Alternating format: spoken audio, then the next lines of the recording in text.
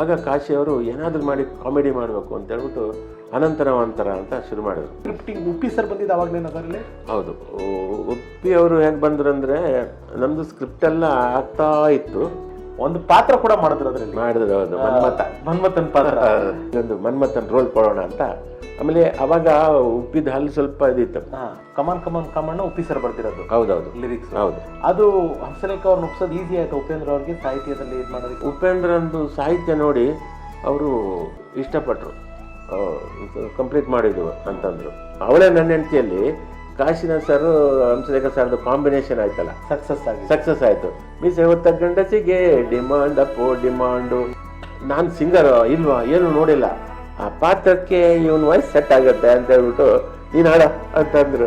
ಅವರು ಪ್ರೇಮಲೋಕದಲ್ಲಿ ನೋಡಮ್ಮ ಹುಡುಗಿ ಕೇಳಮ್ಮ ಸರಿಯಾಗಿ ಒಂದು ಸೀನೆ ಮಾಡಿದ್ರಲ್ಲ, ನವರಾತ್ರಿಯೊಳಗೆ ಮದುವೆ ನಡೆಯಬೇಕು, ಶಿವರಾತ್ರಿಯೊಳಗೆ ಎಲ್ಲ ಮುಗಿಯಬೇಕು.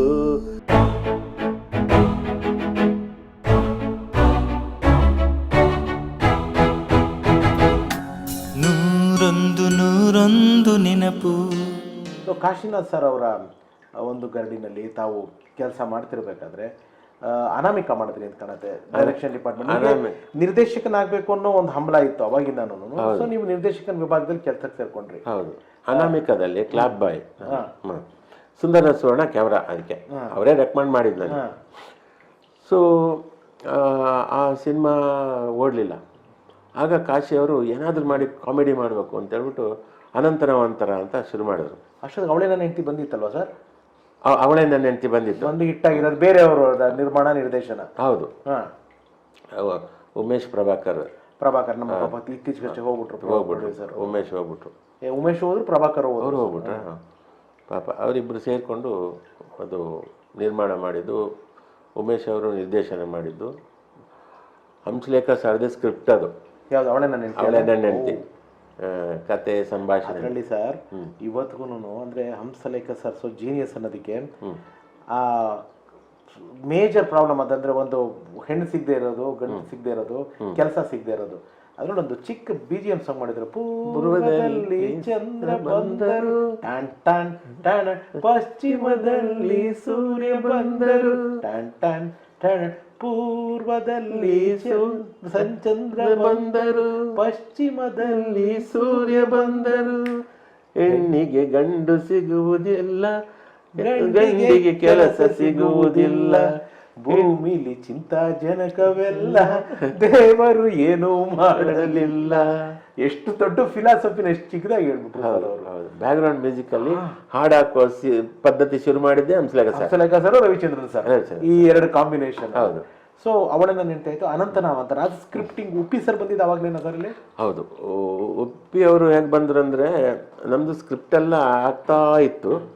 ಆ ಟೈಮಲ್ಲಿ ಉಪ್ಪಿ ಅವರು ಒಂದು ಕ್ಯಾಸೆಟ್ ತೊಗೊಂಬಂದರು. ಸರ್ ಇದೊಂದು ಕ್ಯಾಸೆಟ್ ಕೇಳಿ ಅಂತ ಕಾಶಿನಾಥ್ ಸರ್ಗೆ ಕೊಟ್ಟರು. ಕಾಶಿನಾಥ್ ಸರ್ ಒಂದು ಟೇಪ್ ರೆಕಾರ್ಡ್ ಇತ್ತು ಅವ್ರದ್ದು, ಅದರಲ್ಲಿ ಹಾಕಿದರು. ನಾವೆಲ್ಲ ಕೂತ್ಕೊಂಡು ಕೇಳಿದ್ವಿ. ನಾನು, ಸುಕುಮಾರ್ ಪೆರೋಡಿ ಮತ್ತು ಜನಾರ್ದನ್ ನಾಯ್ಡು ಅಂತ, ಅವರು ಅಗ್ನಿ ದಿವ್ಯ ಅಂತ ಹೆಸರು ಚೇಂಜ್ ಮಾಡ್ಕೊಂಡು ಇದ್ದರು ಅವರು. ನಾವೆಲ್ಲ ಕತೆ, ಕಾಶಿ ಸರ್ ನಮಗೆ ಕತೆ ಹೇಳೋರು, ದೃಶ್ಯಗಳು ಹೇಳೋರು. ಹೇಳಿದಾಗ ನಾವು ಜಡ್ಜಸ್ ಆ ಥರ. ನೀವು ಕಾಶಿ ಸರ್ ಮನೇಲೇ ಬಂದ್ಬಿಟ್ಟು ಸೆಟ್ಲ್ ಆಗ್ಬಿಟ್ಟು? ಮನೆಯಲ್ಲಿ ನೀವು ರೂಮ್ ಕೊಟ್ಟರು ನಮಗೆ.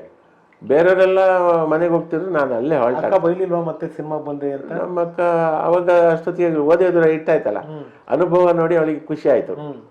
ನನ್ನ ತಮ್ಮ ಲಿರಿಸಿಸ್ಟ್ ಆಗ್ಬಿಟ್ಟ ಅಂತ ಅವಳಿಗೆ ಅದೊಂದು ಖುಷಿ ಆಯಿತು. ಸೊ ಆಮೇಲೆ ಅವ್ರ ಮದುವೆ ಆಗಿ ಅವ್ರ ಸಂಸಾರ. ನಾನು ಇಲ್ಲಿ ಹೋಗಿ ಬರ್ತಾ ಇದ್ದೆ. ಬಟ್ ಜಾಸ್ತಿ ಕಾಶಿಯವರ ಮುಂದೆ ನನಗೆ ಖುಷಿ. ಕಾಶಿಯವರೆಲ್ಲ ಅವರ ಕತೆಗಳೆಲ್ಲ ಹೇಳೋದು ಅದೆಲ್ಲ ಇಷ್ಟ ಆಗ್ತಿತ್ತು. ಅಲ್ಲಿ ಮೇಲೆ ಒಂದು ರೂಮ್ ಕೊಟ್ಟಿದ್ದರು. ಬೆಳಿಗ್ಗೆ ತಿಂಡಿ ಅಲ್ಲೇ, ಮಧ್ಯಾಹ್ನ ಊಟ ಅಲ್ಲೇ, ಸಂಜೆ ಸ್ನ್ಯಾಕ್ಸು, ರಾತ್ರಿ ಊಟ ಅಲ್ಲೇ ಹಾಲ್ಟು. ಈ ರಾತ್ರಿ ಶಿವರಾಜ್ ಅಲ್ಲೆಲ್ಲ ಕರ್ಕೊಂಡು ಹೋಗೋರು, ಯಾವುದೋ ಇಂಪೀರಿಯಲ್ ಹೋಟ್ಲ ಅಲ್ಲೆಲ್ಲ ಕರ್ಕೊಂಡು ಹೋಗೋರು. ಆಮೇಲೆ ಇದ್ದಕ್ಕಿದ್ದಾಗೆ ಬನ್ನಿರಿ ಅಂತ ಸೀದಾ ಎಲ್ಲಿ ಶಿವರಾಜ್ ಬನ್ನಿರಿ ನೀವು ಅಂತ ಕಾಶಿ ಸರ್ದು ಕಾರು ತಗೊಂಡು ಸೀದಾ ಕಾಸರಗೋಡು ಇನ್ನೆಲ್ಲ ಕರ್ಕೊಂಡವರು. ರೀ ಶಿವರಾಜ್ ನಾಳೆ ನನಗೆ ಕೆಲ್ಸಕ್ಕೆ ಹೋಗ್ಬೇಕು ರೀ, ನೀವು ಹಿಂಗೆ ಮಾಡಿದ್ರೆ ಇರ್ರಿ, ಒಂದಿನ ರಜೆ ಹಾಕ್ರಿ. ಸೊ ಈ ಥರ ತಮಾಷೆಯಾಗಿ ಇರ್ತಿದ್ವಿ. ಉಪ್ಪಿ ಸರ್ ಬಂದರು ಅವಾಗ ಅಲ್ಲಿಗೆ. ಅವ್ರು ಕ್ಯಾಸೆಟ್ ತಂದು ಕೊಟ್ಟರು. ಕ್ಯಾಸೆಟು ಯಮಲೋಕದಲ್ಲಿ ರಾಜಕಾರಣಿ ಅಂತ ಏನೋ ಒಂದು, ನಾವು ನಕ್ಕು ಆ ಕ್ಯಾಸೆಟ್ಟು ಕೇಳಿ ನಮ್ಗೆ ತುಂಬ ಇಷ್ಟ ಆಯಿತು. ಆಮೇಲೆ ಒಂದೆರಡು ದಿನ ಆದಮೇಲೆ ಉಪ್ಪಿ ಬಂದು, ಸರ್ ಕೇಳಿದ್ವಿ ಚೆನ್ನಾಗಿ ಮಾಡಿದ್ಯಾ, ವರ್ಕ್ ಮಾಡ್ತೀಯಾ ನನ್ನ ಸಿನಿಮಾಕ್ಕೆ ಅಂದರು. ಸರ್ ನಾನು ಕಾಲೇಜ್ ಹೋಗ್ತಾ ಇದ್ದೀನಿ, ಸಾಯಂಕಾಲ ಹೊತ್ತು ಬರ್ತೀನಿ ಅಂತ. ಆಯಿತು, ನೀನು ಕಾಲೇಜ್ ಮುಗಿಸ್ಕೊಂಡು ಬಂದುಬಿಡು, ಕೆಲಸ ಕಲ್ತಂಗೆ ಆಗುತ್ತೆ ಅಂತ. ಹಾಗೆ ಅನಂತರಕ್ಕೆ ಅವರು ಕಾಲೇಜ್ ಮುಗಿಸ್ಕೊಂಡು ಬರ್ತಾಯಿದ್ರು ಉಪ್ಪಿ. ನಿಮ್ಮ ಫಸ್ಟ್ ಭೇಟಿ ಅಲ್ಲೇ? ಫಸ್ಟ್ ಭೇಟಿ ಅಲ್ಲೇ ಆಗಿದ್ದು. ಹಾಗಾಗಿ ಉಪ್ಪಿ ಬಗ್ಗೆ ನನಗೆ ತುಂಬ ಒಂದು ಆಸಕ್ತಿ, ಒಂದು ಪ್ರೀತಿ. ಟ್ಯಾಲೆಂಟೆಡ್, ಕ್ರಿಯೇಟಿವ್ ಹುಡುಗ, ಪ್ಯಾಷನ್ ಇರೋ. ಹೌದು. ಅದಕ್ಕೆ ಕಂಪೋಸಿಂಗ್ಗೆ ಹಂಸಲೇಖ ಸಾರು. ಯಾಕಂದರೆ ಅನಂತರ ಇದು ಅವಳೇ ನನ್ನ ಹೆಂಡತಿಯಲ್ಲಿ ಕಾಶಿನಾಥ್ ಸರ್ ಹಂಸಲೇಖ ಸರ್ದು ಕಾಂಬಿನೇಷನ್ ಆಯ್ತಲ್ಲ, ಸಕ್ಸಸ್ ಆಯಿತು. ಮೀಸೆ ಹೊತ್ತ ಗಂಡಸಿಗೆ ಡಿಮಾಂಡ್ ಅಪ್ಪೋ ಡಿಮಾಂಡು, ಇದ್ದರೆ ಏನು ಚಂದವೋ ಆ ಹಾಡು. ಸೊ ಅವಳೇ ನನ್ನ ಹೆಂಡತಿದ್ದೆ ಹಾಡೆಲ್ಲ ಹಿಟ್ಟಾಯಿತು. ಮನಸ್ಸಿದು ಹಕ್ಕಿಯ ಗೂಡು, ಅದರೊಳಗಿದೆ ಏನಿದೆ ನೋಡು, ಅದು ಎಲ್ಲ ಹಾಡು ಹಿಟ್ಟಾಯಿತು. ಸೊ ಹಾಗಾಗಿ ಕಾಶಿ ಸರ್ ಏನು ಮಾಡಿದ್ರು, ಹಂಸಲೇಖ ಸರ್ಗೆ ಅನಂತರ ಮಾಡಿ ಅಂತಂದರು. ಸೊ ಬಂದು ಕಂಪೋಸಿಂಗು ಅಲ್ಲೇ ಮನೆಯಲ್ಲಿ, ಕಾಶಿ ಸರ್ ಮನೆಯಲ್ಲೇ ಕಂಪೋಸಿಂಗು. ಆವಾಗ ಹಾಡು ಬರೆಯೋಕ್ಕೆ ನಾನು ಉಪ್ಪಿ ಕೂತ್ವಿ. ಇವರು ಸಾರು ನನಗೆ ನೋಡಿ ಏನಾದರೂ ಒಂದು ನಾವೆಲ್ಟಿ ಬರೆಯೋ, ವಿಷಯ ಇಟ್ಕೊಂಡು ಬರಿ ಹಂಸಲೇಖ ಸರ್ ನನಗೆ ಹೇಳಿದ್ರು. ಸೊ ಹಾಗೆ ಅಲ್ಲಿಂದ ಇದಾಯಿತು. ನೀವು ಒಂದು ಕೆಲಸ ಮಾಡು, ನನ್ನ ರೆಕಾರ್ಡಿಂಗು ಇದ್ದಾಗೆಲ್ಲ ಬಂದ್ಬಿಡು, ಸ್ಟುಡಿಯೋಗೆ ಬಂದುಬಿಡು, ಸಂಕೇತದಲ್ಲಿರ್ತೀನಿ, ಎಲ್ಲ ಚಾಮುಂಡೇಶ್ವರಿ ಎಲ್ಲಾದರೂ ಇರ್ತೀನಿ, ಬಂದುಬಿಡು ಅಂತ ಹೇಳೋರು. ಸೊ ನಾನು ಅಲ್ಲಿ ಆಗ ಕಾಶಿನಾಥ್ ಸರ್ ಅಣ್ಣ ಸತ್ಯನಾರಾಯಣ ಅವರು ಹೋಗಿಮನವರು ಒಳ್ಳೆ ಎಕ್ಸ್ಪೀರಿಯೆನ್ಸ್ ಆಗುತ್ತೆ. ಹಾಗೆ ಹಂಸಲೇಖ ಸರ್ ರೆಕಾರ್ಡಿಂಗಿಗೆಲ್ಲ ಹೋಗ್ತಿದ್ದೆ ನಾನು. ಈಗ ಕಾಶಿ ಸರ್ ಹತ್ರನೂ ಇದ್ದು ಅಲ್ಲೂ ಹೋಗ್ತಿದ್ದೆ. ಸರ್ ಅನಂತ ನಾವಾಂತರ ಕಮನ್ ಉಪ್ಪಿ ಸರ್ ಬರ್ತಿರೋದು. ಹೌದೌದು, ಲಿರಿಕ್ಸ್. ಹೌದು. ಅದು ಹಂಸಲೇಖ ಅವ್ರನ್ನ ಒಪ್ಸೋದು ಈಸಿ ಆಯ್ತು ಉಪೇಂದ್ರ ಅವ್ರಿಗೆ ಸಾಹಿತ್ಯದಲ್ಲಿ ಇದು ಮಾಡೋದಕ್ಕೆ? ಯಾಕೆಂದ್ರೆ ಅವರೇ ಜೀನಿಯಸ್ ರೈಟ್ರು ಹೌದು. ಅಂತ ಒಬ್ಬ ಹೊಸ ಬರಹಗಾರ, ಒಬ್ಬ ಸಾಹಿತಿ, ಅದು ಈಸಿ ಕನ್ವಿನ್ಸ್ ಆದ್ರ ಅವರು. ಹಂಸಲೇಖ ಸರ್ ಏನಂತಂದರೆ, ಯಾರಾದರೂ ಚೆನ್ನಾಗಿ ಬರೆದ್ರೆ ಅವರಿಗೆ ಬರೆಯೋಕ್ಕೆ ಕೊಡೋರು. ಸೊ ಉಪೇಂದ್ರಂದು ಸಾಹಿತ್ಯ ನೋಡಿ ಅವರು ಇಷ್ಟಪಟ್ಟರು, ಕಂಪ್ಲೀಟ್ ಮಾಡಿದ್ದು ಅಂತಂದರು. ಸೊ ಹಾಗೆ ಅದು ಹಾಡು. ಈ ಸಾಂಗ್ ಹೆಂಗಾಯ್ತು ಸರ್ ನನಗೆ? ಯಾಕೆ ಮಿಸ್ ಏನಾದರೂ ನೋವಾಯ್ತಾ, ಏನು ಗುರು ಪಾರ್ವಾಳ ಸೆಟ್ ಆಯ್ತಾ, ಹೋಗ್ರಲ್ಲೋ ಕಾಲೇಜ್ಗೆ ಹೋಗ್ತಾಯ್ತು, ನೀವು ಹೋಗೋದು ಮ್ಯಾಟ್ನಿಗೆ ಗೊತ್ತಾಯ್ತು, ದಯಮಾಡಿ ಮನೆ ತನಕ ಬಿಡ್ತೀರಾ, ಆಹಾ ಯಾರು ಡೈಲಾಗ್ ಅದು ಸಾಂಗ್ ಮಾಡಿದ್ದಾರೆ ಅದು ಹಂಸಲೇಖ ಸರ್. ಹುಡುಗಿ ಬರ್ತಾ ಇದೆ, ವಾಯ್ಸ್ ಅಲ್ವಾ ಅದು? ನಂದು ವಾಯ್ಸು. ನೋಡಿ, ನಾನು ಸಿಂಗರ್ ಇಲ್ವಾ ಏನು ನೋಡಿಲ್ಲ, ಆ ಪಾತ್ರಕ್ಕೆ ಇವನ್ ವಾಯ್ಸ್ ಸೆಟ್ ಆಗುತ್ತೆ ಅಂತ ಹೇಳ್ಬಿಟ್ಟು ನೀನು ಹಾಡ ಅಂತಂದರು. ಆಮೇಲೆ ನೋಡಿ, 18 ಸೀನ್ ಅದು ಅನಂತರದಲ್ಲಿ. ಕಾಶಿನಾಥ್ ಸರ್ ಬರೆದ 18 ಸೀನು. ಹಂಸಲೇಖ ಸರ್ ಕೇಳಿ ಸರ್ ಈ 18 ಸೀನು ದೊಡ್ಡದಾಯ್ತಿದ್ದು, ಇದು ಒಂದು ಹಾಡಲ್ಲಿ ಮಾಡೋಣ ಅಂತ. ಅವರು ಪ್ರೇಮಲೋಕದಲ್ಲಿ ನೋಡಮ್ಮ ಹುಡುಗಿ ಕೇಳಮ್ಮ ಸರಿಯಾಗಿ ಒಂದು ಸೀನೇ ಮಾಡಿದ್ರಲ್ಲ ಹಾಡಲ್ಲಿ. ಹಾಗಾಗಿ ಅವರು ಏನು ಮಾಡಿದ್ರು, ಇಲ್ಲಿ ಆ 18 ಸೀನನ್ನು ಒಂದು ಹಾಡು ಮಾಡಿದರು. ನವರಾತ್ರಿಯೊಳಗೆ ಮದುವೆ ನಡೆಯಬೇಕು, ಶಿವರಾತ್ರಿಯೊಳಗೆ ಎಲ್ಲ ಮುಗಿಯಬೇಕು, ಮದುವೆಯಾಗೋವರೆಗೂ ಈ ಹುಚ್ಚು ಹೋಗೋವರೆಗೂ ನಾ ಮದುವೆಯಾಗೋ ಹಾಗೆ ಇಲ್ಲ ಬಾರೆಯಮ್ಮ, ನನ್ ಜೋಡಿ ನಾಳೆ ನೋಡು, ಮುಂದೆ ನಿಂತು ಮದುವೆಯ ನಿಶ್ಚಯ ಮಾಡ. ಸರ್ ಇದು ಏನೇ ತರಲೆಗಳಿರ್ಲಿ, ಲಾಸ್ಟ್ ಅಲ್ಲಿ ಒಂದು ವೈಂಡ್ ಆಫ್, ಒಂದು ರೌಂಡ್ ಆಫ್ ಒಂದು ಸಾಂಗ್ ಅಲ್ಲಿ ಅಂತೀವಲ್ಲ, that is the greatness of Hamsalekha. ದುಡ್ಡು ಕಾಸು ಛತ್ರ ಡೌರಿ ಏನು ಬೇಡ ಛತ್ರ ಚಪ್ರ ಊಟ ಆ ಅಡಂಬಚಾರ ಬೇಡವೇ ಬೇಡ, ಸಿಂಪಲ್ ಆಗಿ ಮದುವೆನ ಮಾಡಿ ನೋಡಿ, ಮಾಡಿ ಎಲ್ಲಾರು ಹೀಗೆ ಮಾಡಿ ಒಂದು ಮೆಸೇಜ್ ಕೊಟ್ಟರು ನೋಡಿ. ಒಳ್ಳೆ ಸಂದೇಶ. ಅಯ್ಯೋ, ಎವರ್ ಗ್ರೀನ್ ಮೆಸೇಜ್ ಅದು. ಒಂದು ಮದುವೆ ಮಾಡ್ಬೇಕಾದ್ರೆ ಎಷ್ಟು ಸಿಂಪಲ್ ಆಗಿ ಮದುವೆ ಆಗಬೇಕು ಅಂತ ಆ ಹಾಡು ಕೇಳಿದ್ರೆ ಸಾಕು. ಸೊ ಆ ಥರ ಅವರು ಸಂಭಾಷಣೆಯಲ್ಲೇ ಹಾಡು ಮಾಡಿ ಒಂದು 18 ಸೀನನ್ನು ಮುಗಿಸಿದ್ರು. ಕಾಶಿ ಅವರಿಗೆ ಖುಷಿಯಾಯಿತು, ಹಬ್ಬ ಒಂದು ಸಮಸ್ಯೆ ಪರಿಹಾರ ಆಗೋಯ್ತು ಅಂತ. ಸೊ ಅಲ್ಲಿಂದ ನಂತರ ನನಗೆ ಹಂಸಲೇಖ ಸರ್ ಬಗ್ಗೆ ಒಂದು ದೊಡ್ಡ ಕುತೂಹಲ. ಅದಕ್ಕೆ ಬರ್ತೀನಿ ಸರ್. ಅದಕ್ಕೆ ಈ ಅನಂತರದ ಇನ್ನೊಂದು ನಿಮ್ಮ ಸ್ನೇಹಿತರು ಅಂದರೆ ನಮ್ಮೆಲ್ಲರ ನೆಚ್ಚಿನ ಉಪ್ಪಿ ಸರ್ ಒಂದು ಪಾತ್ರ ಕೂಡ ಮಾಡಿದ್ರು ಅದರಲ್ಲಿ. ಮಾಡಿದ್ರು, ಹೌದು, ಮನ್ಮಥ. ಮನ್ಮಥನ್ ಪಾತ್ರ. ಸೊ ಅದು ಹೇಗೆ ಸರ್, ಅದು ಹೇಗೆ ಅಂದ್ರೆ ಕಾಶಿ ಸರ್ದೇ ಆಯ್ಕೆ ಆಗಿತ್ತ, ಯಾವ ತರ ಅದು ಉಪ್ಪಿ ಸರ್ ಮಾಡಬೇಕು ಅಂತ? ಅದು ಈ ಉಪ್ಪಿ ಮಧ್ಯಾಹ್ನ ಹೊತ್ತು ಊಟ, ನಾವು ಅಲ್ಲಿ ಊಟ ಮಾಡ್ತಿದ್ವಿ ಕಾಶಿ ಸರ್ ಮನೇಲಿ. ಮಾಡಿ ಮೇಲೆ ಬಂದು ಅಲ್ಲಿ ಮುಖ ಎಲ್ಲ ತೊಳೆಯುವಾಗ ಶರ್ಟ್ ಎಲ್ಲ ಬಿಚ್ಚಿದಾಗ ಇವರು ಉಪ್ಪಿ ಆವಾಗಲೇ ಜಿಮ್ಗೆಲ್ಲ ಹೋಗಿ ಬಾಡಿ ರೆಡಿ ಮಾಡ್ತಿದ್ರು. ನಮಗೆ ಅದು ಗೊತ್ತಿಲ್ಲ, ಮುಂದೆ ಅವ್ರ ಮನಸ್ಸಲ್ಲಿ ಒಂದು ಹೀರೋ ಆಗೋ ಇದು ಎಲ್ಲ ಇತ್ತು ಅಂತ ಅವರಿಗೆ ಆಸೆ ಇತ್ತು ಅಂತ ನಮ್ಗೆ ಗೊತ್ತಿಲ್ಲ. ಕಾಶಿ ಅವರು ನೋಡಿದರು, ಮೈ ಕಟ್ಟು ಚೆನ್ನಾಗಿದೆ ಹುಡುಗಂದು, ಇವನಿಗೊಂದು ಮನ್ಮಥನ್ ರೋಲ್ ಕೊಡೋಣ ಅಂತ. ಆಮೇಲೆ ಅವಾಗ ಉಪ್ಪಿದ ಹಾಲು ಸ್ವಲ್ಪ ಇದಿತ್ತು, ಸ್ವಲ್ಪ ಸಂಧಿ ಇತ್ತು. ಆಮೇಲೆ ಅವರು ವೈರ್ ಹಾಕಿ ಎಲ್ಲ ಗ್ಯಾಪ್ಸ್ ಇತ್ತು, ಅವಾಗ ಗ್ಯಾಪ್ಸ್ ಇತ್ತು. ಇದು ಕಾಮಿಡಿಗೂ ಆಗುತ್ತೆ ಮತ್ತು ಇದಕ್ಕೂ ಆಗುತ್ತೆ, ದೇಹವು ಚೆನ್ನಾಗಿದೆ ಇಟ್ಕೊಂಡಿದ್ದಾನೆ ಅಂಥೇಳಿ, ಮನ್ಮಥನ್ ರೋಲ್ ನೀನು ಮಾಡೆ ಅಂತಂದರು. ಆಯಿತು ಅಂತ ಒಪ್ಕೊಂಡ್ರು. ಹಾಗಾಗಿ ಅವನಿಗೆ ಮನ್ಮಥನ ವೇಷ ಹಾಕ್ಕೊಂಡು ಆ ಹಾಡಿಗೆ, ಅವ್ರು ಬರೆದ ಹಾಡಿಗೆ ಅವರೇ ಮನ್ಮಥ, ಕಮಾನ್ ಕಮಾನ್ ಕಾಮಣ್ಣ ಬಣ ಬಿಡಣ್ಣ ಅಂತ. ಸೊ ಹಾಡು ಇದು ಆ ಶೂಟಿಂಗು ಉತ್ತರಹಳ್ಳಿಯಲ್ಲಿ ಅಲ್ಲೆಲ್ಲ ಮಾಡಿದ್ದು. ಆಗ ಇದೇ ಇಲ್ಲ, ಖಾಲಿ ಜಾಗ, ಬಯಲು, ಆ ಜಾಗದಲ್ಲಿ ಮಾಡಿರೋದು. ಸೊ ಈ ಗುರುಕುಲದಿಂದ ಹಂಸಲೇಖ ಅವರ ಒಂದು ಮಹಾಗುರುಕುಲಕ್ಕೂ, ಹೌದು, ಎರಡೂ ಕಡೆ ಬ್ಯಾಲೆನ್ಸಿಂಗ್ ಮಾಡ್ತಿದ್ದೆ. ಜಾಸ್ತಿ ಹಂಸಲೇಖ ಸರ್ ಹತ್ರನೇ ಇರ್ತಿದ್ದೆ, ಯಾಕಂದರೆ ನಗಿಸೋರು. ಬೆಳಿಗ್ಗೆ 7 ಗಂಟೆಗೆ ಬರೋರು, ಬಂದು ನಾವಾಗ ಅವರು ನಗ್ಸೋದಕ್ಕೆ ಶುರು ಮಾಡಿದರೆ ರಾತ್ರಿ 2 ಗಂಟೆವರೆಗೂ, ಒಂದೊಂದು ಸಲ 12 ಗಂಟೆ. ಯಾಕಂದರೆ ವರ್ಕ್ ಲೋಡ್ ಜಾಸ್ತಿ ಇತ್ತು ಅವರಿಗೆ. ಒಂದು ದಿವಸದಲ್ಲಿ 2 ಸಾಂಗ್ ಮುಗಿಸ್ಬೇಕಿತ್ತು, ಆ ಥರ ಇತ್ತು. ಆಮೇಲೆ ಒಂದೊಂದು ಸಲ 3 ಸ್ಟುಡಿಯೋ, ಚಾಮುಂಡೇಶ್ವರಿ, ಸಂಕೇತ, ಪ್ರಸಾದ್, ಇಬ್ಬಿಬ್ಬರು ಕಂಡಕ್ಟರ್ಸ್, 3 ಜನ ಕಂಡಕ್ಟರ್ಸ್ ಎಲ್ಲ. ತುಂಬ ಒಂದು ಅಂಬಾಸಡರ್ ಕಾರ್ ಅವಾಗ ಚಾಮುಂಡೇಶ್ವರಿಗೆ ಹೋಗೋದು, ಅಲ್ಲಿ ನೋಟ್ಸ್ ಎಲ್ಲ ಕೊಟ್ಟು ಬರೋದು. ಅಲ್ಲಿ ಸಾಕ್ಷರಾಜ್ ಅವರು ಇರ್ತಿದ್ರು, ಇಲ್ಲಿ ವೀಣಾ ವೆಂಕಟೇಶ್ ಇರ್ತಿದ್ರು ಸಂಕೇತಲ್ಲಿ.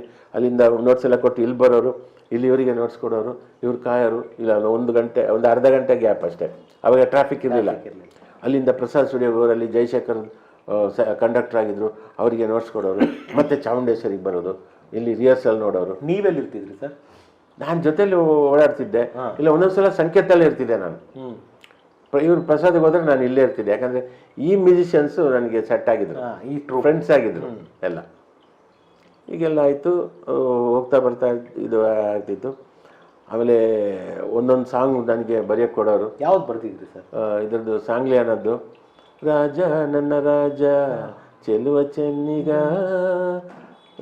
ಆ ಹಾಡು ಬರೆಯೋಕ್ಕೆ ಕೊಟ್ಟರು ನನಗೆ, ಟ್ಯೂನ್ ಕೊಟ್ಟು ಬರೆಸಿದ್ರು ಅವರು. ಆಗ ಮ್ಯೂಸಿಕ್ಕು, BGMಸು, ಮಧ್ಯೆ ಈ ಗ್ಯಾಪ್ ಮ್ಯೂಸಿಕ್, ಅಂತರ್ ಸಂಗೀತ ಅದೆಲ್ಲ ಅವರೇ ಮಾಡೋರು. ಅದರಲ್ಲೇ ಬ್ಯುಸಿ ಇರ್ತಿದ್ರು. ಆ ಸ್ಟುಡಿಯೋ ಹೋಗ್ಬೇಕು, ಈ ಸ್ಟುಡಿಯೋ. ಸೊ ಬ್ಯುಸಿ ಇದ್ದಿದ್ರೆ ನನಗೆ ಅದು ಆ ಹಾಡು ಬರೆಯೋಕ್ಕೆ ಕೊಟ್ಟರು. ಹಾಡು ಕಂಪೋಸಿಂಗು, ಇದು ಸಾಂಗ್ಲೇನದ್ದು ಅದೆಲ್ಲ ಚೆನ್ನಾಗಿತ್ತು. ಒಂದು ಟ್ಯೂನು ಹಂಸಲೇಖ ಸರ್ ಹೆಂಗಂದರೆ, ಶಂಕರ್ ನಾಗ್ ಅವರು ಒಂದು ರೂಮ್, ಕಂಪೋಸಿಂಗ್ ರೂಮ್ ಮಾಡಿಕೊಟ್ಟಿದ್ರು ಸಂಕೇತಲ್ಲಿ. ಇವ್ರಿಗೇನಂತಂದರೆ ಮ್ಯೂಸಿಕ್ ಮಾಡೋದೊಂದು ಸಲೀಸು, ಟ್ಯೂನ್ ಬರ್ತಾನೆ ಇರೋದು, ವಿತ್ ಲಿರಿಕ್ಸೇ ಬರೋದು, ಸ್ಪಾಂಟೇನಿಯಸ್. ನಂಜುಂಡಪ್ಪ ಡೈರೆಕ್ಟ್ರು ಸಾಂಗ್ಲೇನದಲ್ಲಿ. 1 ಟ್ಯೂನ್ ಕೊಟ್ಟರು, 2 ಇನ್ನೊಂದು ಟ್ಯೂನ್ ಕೊಟ್ಟರು, 3 ಟ್ಯೂನ್ ಕೊಟ್ಟರು. ನಂಜುಂಡಪ್ಪ ನನಗೆ ಹೇಳಿದ್ರು, 3 ಟ್ಯೂನು ಯಾವ್ದು ಇಷ್ಟ ಆಯ್ತಾ ಅಂತ. ಸರ್ 1ನೇದು 3ನೇದು ಚೆನ್ನಾಗಿದೆ, 2ನೇದು ಇರಲಿ ಸರ್. ಜೋರು ನಕ್ಕು ಸರ್. ಆಮೇಲೆ ಆಯಿತು ಅಂತೇಳಿ ಆ ಥರ ಎಲ್ಲ ಬೆಳಗಿಂದ ರಾತ್ರಿವರೆಗೂ ನಗಿಸಿ ತಮಾಷೆಯಾಗಿ ಇರೋರು ಆ ಥರ. ಹಾಗಾಗಿ ನಮಗೆ ಖುಷಿ ಸರ್ ಜೊತೆ ಇರೋದು. ಅವಾಗ ರವಿ ಸರ್ ಪಿಕ್ಚರ್ದು ಕೆಲಸಗಳು ನಡೀತಾ ಇತ್ತು ಅಂತ. ಅಂಜದ ಗಂಡು ನಡೀತಾ ಇತ್ತು. ಅದರಲ್ಲಿ ನನಗೊಂದು ಹಾಡು ಬರೆಯೋಕೆ ಕೊಟ್ಟರು ಸರ್. ಯಾವ ಹಾಡು ಬರೋದು? ಆಕಾರದಲ್ಲಿ ಗುಲಾಬಿ ರಂಗಿದೆ, ಕಣ್ಣಿನಲ್ಲಿ ಶರಾಬು ದುಂಗಿದೆ, ಅಂಕುಡೊಂಕಿದೆ ನಾ ಹೇಗೆ ಕುಣಿಯಲಿ, ಬೆಂಗಳೂರಲ್ಲಿ ಯಾರನ್ನ ಕೇಳಲಿ, ನಾನು ಅಲ್ಲಿಗೆ ಗುಲೇಬ ಕಾವಲಿ, ಸುತ್ತಮುತ್ತ ಹುತ್ತ ನಿಮ್ಮ ಊರು ತಂಗಳೂರು. ಸೊ ಅದು ಆ್ಯಕ್ಚುಲಿ ನಾನು ಆಕಾಶದಲ್ಲಿ ಅಂತ ಬರೆದಿದ್ದೆ. ಆಮೇಲೆ ಶೂಟಿಂಗಿಗೆ 1 ತಿಂಗಳು ಗ್ಯಾಪ್ ಆಯಿತು. ಗ್ಯಾಪ್ ಆದಮೇಲೆ ಇವರು ರೇಣುಕಾ ಶರ್ಮಾ ಅವರು ಹೇಳಿದ್ರು, ಆಕಾಶದಲ್ಲಿ ಅಂದರೆ ನಾವು ಔಟ್ಡೋರಲ್ಲಿ ತೆಗಿಬೇಕಾಗುತ್ತೆ, ಏನು ಮಾಡೋದು ಅಂತ ಸಾರನ್ನ ಕೇಳಿದಾಗ ಅಷ್ಟೇನಾ, ಆಕಾಶ ತೆಗೆದು ಆಕಾರ ಮಾಡಿಬಿಟ್ಟು ಒಂದು ಅಕ್ಷರ. ನೆಕ್ಸ್ಟ್ ನಾನು ಹೋದಾಗ ಬರೋ ನಿನ್ನ ಸಾಂಗ್ ಕೇಳೋ ಅಂತಂದರು ಸಂಕೇತದಲ್ಲಿ. ನಾನು ಕೇಳಿದ್ರೆ ಆಕಾರ ಸರ್ ನಾನು ಆಕಾಶ ಅಂತ ಬರೆದಿದ್ದೆ. ಹೌದು, ಅದಕ್ಕೆ ಹಿಂಗೆ ಆಯ್ತದು, ಅದಕ್ಕೆ ಚೇಂಜ್ ಮಾಡಿದೆ ಒಂದು ಅಕ್ಷರ ಅಂತ. ಒಂದು ಅಕ್ಷರ ಚೇಂಜ್ ಮಾಡಿದ್ರು ಸರ್, ಅದರಲ್ಲಿ ಇದೇ ಚೇಂಜ್ ಆಗೋಯ್ತು, ಅದರ ಕಲರೇ ಚೇಂಜ್, ಅದರ ಆಕಾಶ ಹೋಗಿ ಆಕಾರ ಆಯಿತು ನೋಡಿ. ಅದು ಕರೆಕ್ಟಾಗಿ ಒಂದು ಡಿಸ್ಕಷನ್ ಅಂತಿದ್ದ ಆಕಾರಕ್ಕೆ ಕರೆಕ್ಟಾಗಿ ಕೂರ್ತದೆ. ಕೂರ್ತು. ಬಟ್ ನಿಮಗೆ ತುಂಬ ಚೆನ್ನಾಗಿ ನೋಡ್ಕೊಳ್ಳೋರು ಅಂತಲ್ಲ ಸರ್, ರಾತ್ರಿ ಎಲ್ಲ ಲೇಟ್ ಆದರೂ ರೆಕಾರ್ಡಿಂಗು? ನಾನು ಆ್ಯಕ್ಚುಲಿ ಶಾಸ್ತ್ರಿ ನಾನು ರೂಮ್ಮೇಟ್ಸು. ಶಾಸ್ತ್ರಿಯವರು ಅಲ್ಲೇ ಪರಿಚಯ ಆಗಿದೆ ಆಗಲೇ? ಶಾಸ್ತ್ರಿಯವರಲ್ಲೇ ಪರಿಚಯ ಆಗಿ ಅವರು ಉಳ್ಕೊಳ್ಳೋಕ್ಕೆ ಅವರ ರಿಲೇಷನ್ ಮನೆಯಲ್ಲಿ ಇರ್ತಿದ್ರು. ಅವರಿಗೆ ಒಂದು ಮುಜುಗರ ಆಗ್ತಿತ್ತು. ಮನೋಹರ್ ನಿಮ್ಮದು ರೂಮಲ್ಲಿ ಜಾಗ ಇದ್ದರೆ ನಾನು ಇರ್ತೀನಿ, ಬನ್ನಿ ಅಂತ. ಅದು ಕಾವೇರಿ ನಗರ, ಇಲ್ಲಿ ಮೊನೊಟೈಪ್ ಹತ್ರ, ಅಂದರೆ ಜಯನಗರದಿಂದ ಸ್ವಲ್ಪ ದೂರ ನಡಿಬೇಕು. ಅವ್ರ ಬೈಕಲ್ಲಿ ಬೆಳಿಗ್ಗೆ ಬರ್ತಿದ್ದೆ. ಆಮೇಲೆ ರಾತ್ರಿ ಅವರು ಏನು ಮಾಡೋರು, ಬೇಗ ಹೋಗೋರು ಒಂದೊಂದು ಸಲ, ಯಾಕಂದರೆ ಮಾರನೇ ದಿನ ಟ್ರ್ಯಾಕ್ ಆಡೋಕ್ಕೆ ಬೇಗ ಬರಬೇಕಲ್ಲ. ನಾನು ಸಾರ್ ಜೊತೆನೇ ಇರ್ತಿದ್ದೆ. 12 ಗಂಟೆ ಆದಮೇಲೆ ರೆಕಾರ್ಡಿಂಗ್ ಪ್ಯಾಕಪ್ ಆದಮೇಲೆ ಹೆಂಗೆ ಹೋಗ್ತೀಯ, ಮುಂಚೆ ಯಾವ್ದಾದ್ರು ಬಸ್ಸು 12 ಗಂಟೆಗೆ ಯಾವುದೇ ಬಸ್ಸು ತಗೋ ಅಂತ ₹200 ಜೇಬಲ್ಲಿಟ್ಟು ಆಟೋದಲ್ಲಿ ಹೋಗು ಅಂತ. ಸೊ ಆವಾಗ ನಾನು ರಾತ್ರಿ 12 ಗಂಟೆ ರಾತ್ರಿಗೆ ಸಂಕೇತ ಹತ್ರ ಕಾಯುವೆ, ಯಾವ್ದಾರು ಆಟ ಬರುತ್ತಾ ಅಂತ. ಯಾವ್ದಾರು ಆಟ ಸಿಕ್ತಿತ್ತು. ಮಳೆಗಾಲದಲ್ಲಿ ಭಾಳ ಕಷ್ಟ ಆಗೋದು ನನಗೆ. ಆವಾಗ ನಡ್ಕೊಂಡು ಮೆಜೆಸ್ಟಿಕ್ ಬಂದು ಅಲ್ಲಿ ಇನ್ನೊಂದು ಆಟ ಆಡ್ಕೊಂಡು ಹೀಗೆಲ್ಲ ತುಂಬ ನಮಗೆ ಅದೆಲ್ಲ ಯೋಚನೆ ಇಲ್ಲ, ಕಷ್ಟಪಡೋದು ಯೋಚನೆ ಬರ್ತಾ ಇರಲಿಲ್ಲ. ನಮಗೆ ಏನೋ ಒಂದು ಇಲ್ಲಿ ಖುಷಿ ಸಿನಿಮಾದಲ್ಲಿ. ಬಟ್ ಒಂದು ಮನೋಹರ್ ಸರ್, ಒಬ್ಬ ಟೆಕ್ನಿಷಿಯನ್ ಆಗಿ, ಒಬ್ಬ ಸಿನಿಮಾದವನಾಗಿ ಒಂದು ನನಗೆ ತುಂಬ ನೋವಂದರೆ, ಅಂಥ ಒಬ್ಬ ಕನಸುಗಾರ ಶಂಕರ್ನಾಗ್ ಅವರು ನಮಗೋಸ್ಕರ ಕಟ್ಕೊಟ್ಟು ಸಂಕೇತನ ಉಳಿಸ್ಕೊಳ್ಳೋ ಯೋಗ್ಯತೆ ನಮ್ಗಳಿಗಾಗಲಿಲ್ವಲ್ಲ ಸರ್? ಪ್ರೊಡ್ಯೂಸರ್ಸ್ಗೆ ಹೇಳಿ ಮನೋಹರ್ಗೆ ಒಂದು ಕೊಡಿ ಹಾಡು ಅಂತ. ಸೊ ಇಬ್ಬರು ಸೇರಿ ಬರೀತಿದ್ವಿ. ನನ್ನ ಸ್ವಲ್ಪ ನಿಧಾನ ಆದರೆ ಉಪ್ಪಿಯವರು ಅವರೇ ಮಾಡಿಬಿಟ್ಟು, ಸೊ ನನಗೂ ಒಂದು ಹಾಡು, ಅವರಿಗೂ ಒಂದು ಹಾಡು, ಅದನ್ನು ಅವರು ಕಂಪ್ಲೀಟ್ ಮಾಡ್ತಿದ್ರು. ಕುಡಿ ಬಾಳೋಣ ಸೇರಿ ದುಡಿ. ಹೌದು.